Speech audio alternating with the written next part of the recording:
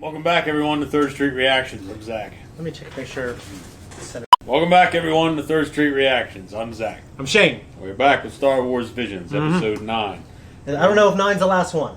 Okay, so we don't know. That's good. We're surprised. But do you remember what happened in 8? Was it Lop?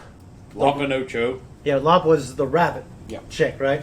Yeah, there's some other Star Wars character that's a rabbit. No, she must be insignificant. No, he's a guy, and he's like a green-looking rabbit with a red and yellow outfit. It's like an old Marvel comic. I don't know. Before Red Horse got a hold of him and took that out. Dark Horse, yeah, Red Horse. Anyway, yeah, there was one. Okay. So it's nothing new to the Star Wars universe. In fact, it's fitting now. I guess it is, yeah. I know, I had nothing against it. I just saw it, I was like, oh, it's just like you said, even though we watched it, we ended up liking it. But when you saw the trailer, you're like, oh, it's a fucking anime rabbit.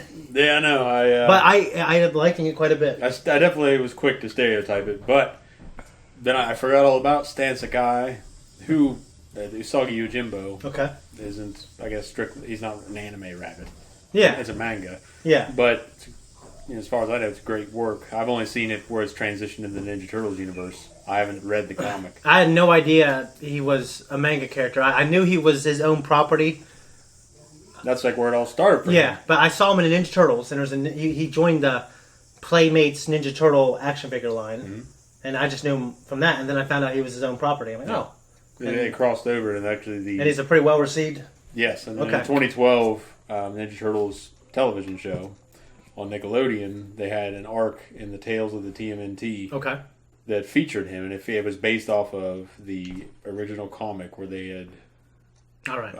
whatever you call it, the mashup. Oh yeah, Crossover. Yeah. Crossover. Okay. So it was a really good story, a really good arc, really good. Probably 3 of my favorite episodes in that show. So Were the ones with him in it? yeah. Okay, that sounds cool. So what happened last time? Yeah, like we said, I really liked it. Well, it was just a timeless story.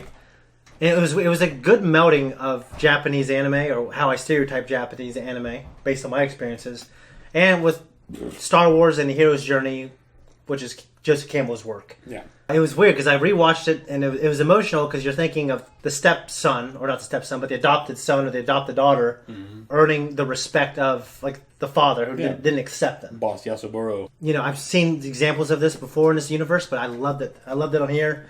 I loved her character. I felt bad for her and her sister in a relationship, and fucking dad losing an eye. Lost his other eye. Oh, he lost his other eye. Yeah. Yeah. No, it was really good, and I liked her little scouter. yeah, That was cool. That was awesome. And just like a few of the other episodes, I would have liked to see more of it. Indeed. So, Yeah. let's roll. Those are some eyeless bird steeds. Yeah. Like chocobos. Yeah.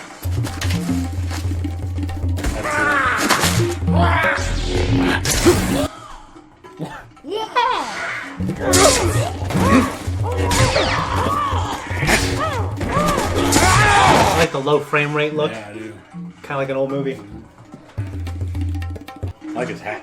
I like the music. Stop! Don't attack the people trying to help you! Ah, you're finally awake, Tsubaki. Misa, You know each other? when I heard about what happened to your father, I just had to come. Who would have thought there'd be a Sith hidden among the royal family? Why did you come? Masago is a Sith Lord. It's impossible to defeat her alone. Who is your strange friend? He's a Jedi. He helped us 5 years ago when we were attacked by Orochi. Jedi traveled all the way here by himself? From what I can tell, you can't seem to fight. I see. Jedi judge by appearances, do they? If you must know, we're not strong fighters. Very Yoda-esque. We can't even fend up wild Tuka cats. Why do we... I like the animation style a lot in this episode. You know what's weird is I feel like you can either really like it or not like it at all. I really like it. It's unique, and actually, it's a very pretty hand-drawn look. It's kind of scratchy. And the lines are very thin. I like it a lot.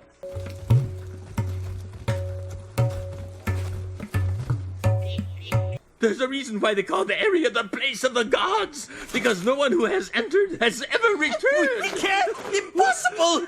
We've no choice. Let's go. I'll add 300 credits. 500!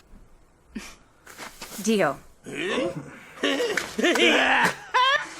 when people do that, I try to say deal real quick and make them think they could have asked for more. Yeah. Shit, should ask for more.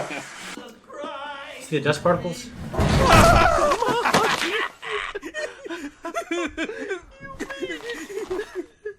As promised. Take care of yourself, my lady. Tsubaki? Are you okay? I'm fine. I just had a cool image of like a hay field with those things on fire. So. Your father is making a fuss that his princess has disappeared. He's just overreacting. You should get some rest. I'd love to if I could, but I'm still working. You call this working? Like Jedi work? Unfortunately, yes. I've thought about it too. About what I can do. Also, about what I can't.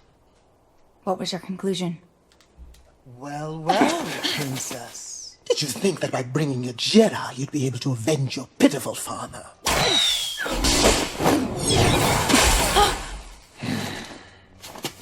You are the king's sister.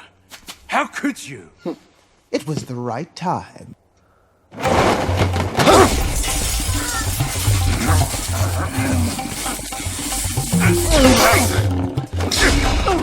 Duel in the garden. Yeah. You have talent, but you lack Which talent. The Mandalorian also did, season 2.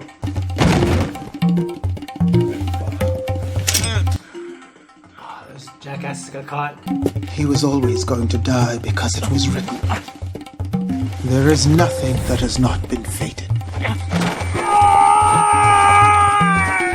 Now you're finally able to see the limitations of the Jedi's power. You will join me. It is written. It is your destiny. No, it's not!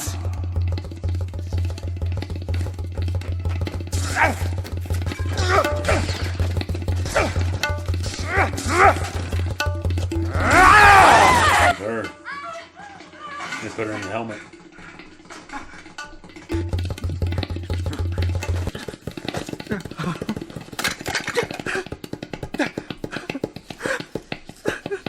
Without power, you can change nothing.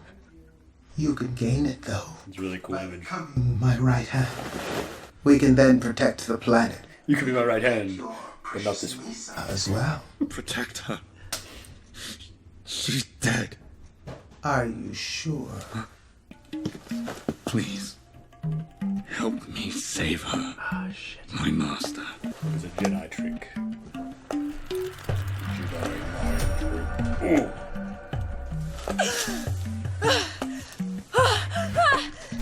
What did you do, Tsubaki? I did what had to be done. Shall we go, my apprentice? You gotta do the hood. George Takei. Sounds familiar. You know who George Takei is? Yeah. Star Trek? Yeah. And he's also in Star Wars. Yeah. He does the voice of Yeah, that fucking a guy. big fat guy. Yeah. And he's also in controlling that suit. Avatar. The I was- Last Airbender. Who is he in that? He was the warden of the Rock or whatever it was. Not the Rock. I can't remember, but that volcano prison. Okay, I think I remember that, but I don't remember Was him. it that or it was the one on the water? It might have been the one on the water. There it is. There it was. Here we are. Okay, that was a unique one. I think it was very. I don't want to call it abrupt. The ending was very abrupt. It was kind of anticlimactic. Yeah, We're kind of. used to getting these big duels at the ends of them, and then he kind of. Well, when I saw the first fight, I didn't think we were going to get a big duel. That satisfied me a little. You know what I mean? But You mean in the duel?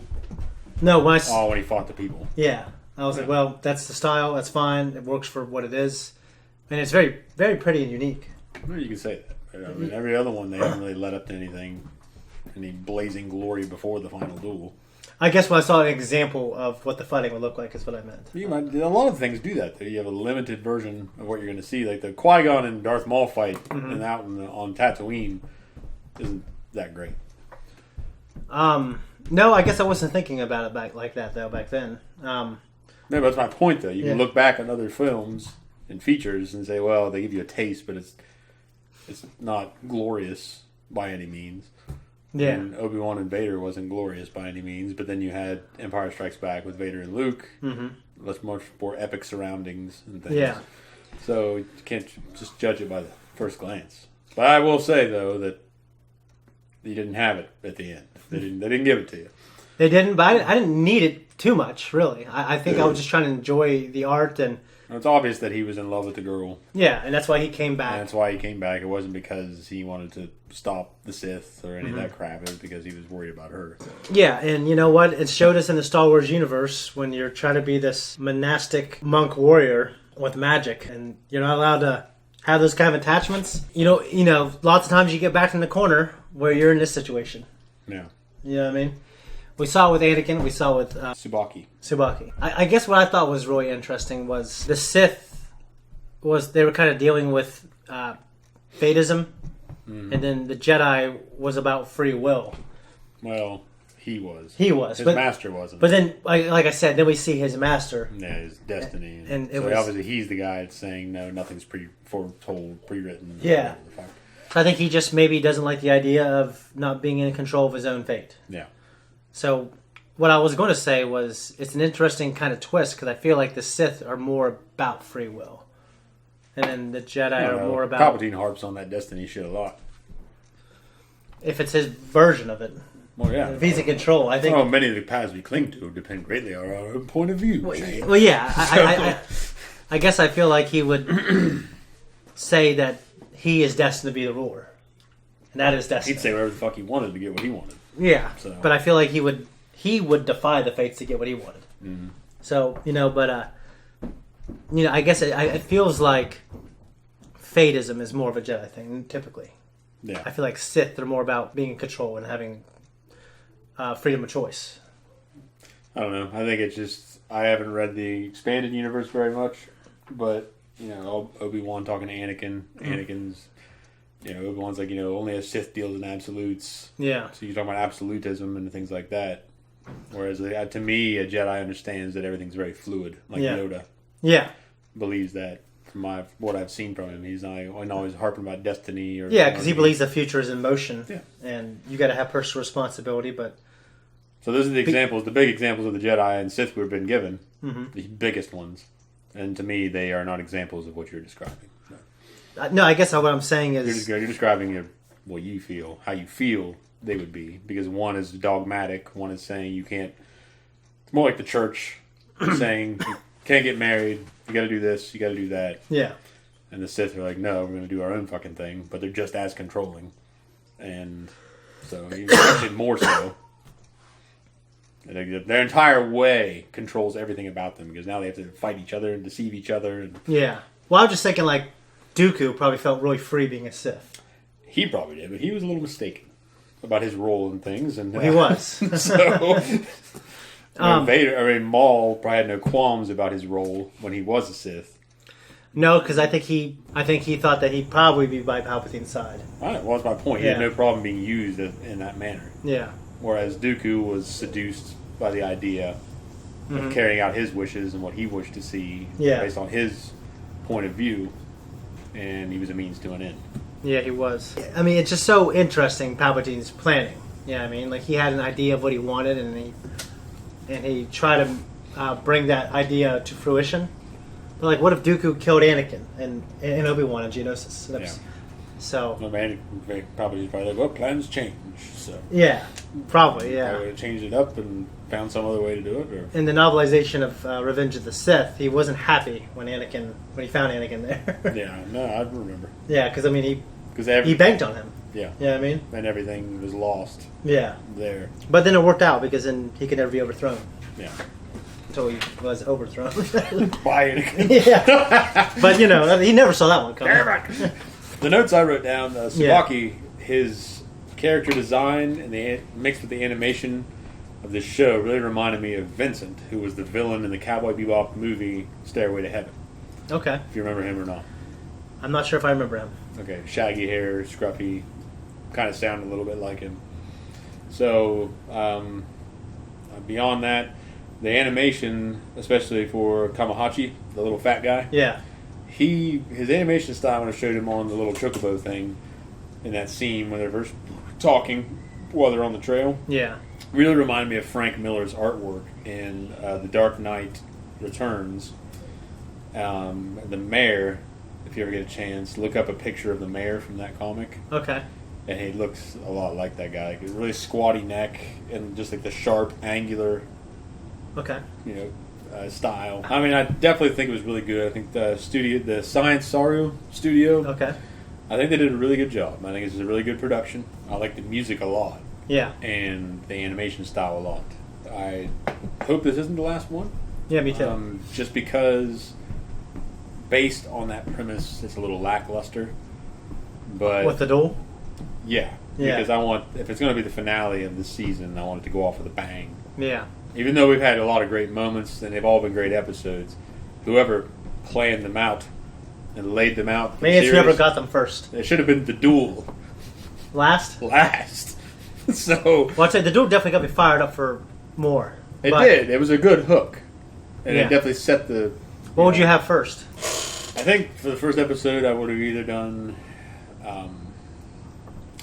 The Bride, Okay. I think was what it was called, Yeah.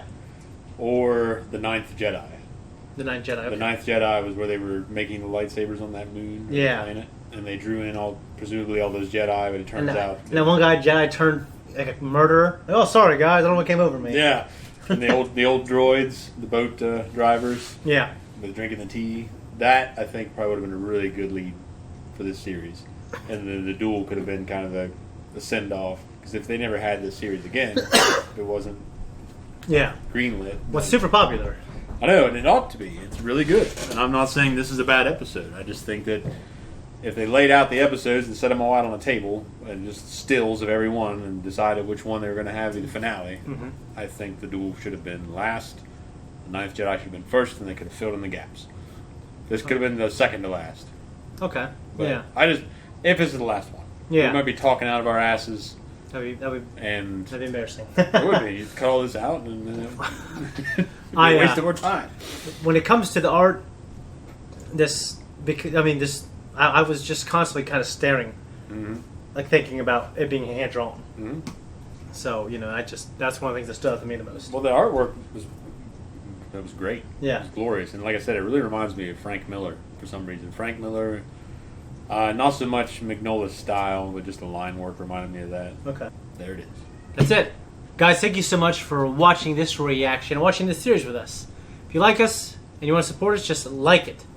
And subscribe. It really helps. Leave a comment down below, guys. It really helps when you subscribe. Also, make sure to check out our Star Wars and Clone Wars, Star Wars and Mandalorian. And we'll be covering most Star Wars things. And make sure you check out our other reactions as well. Do it or don't.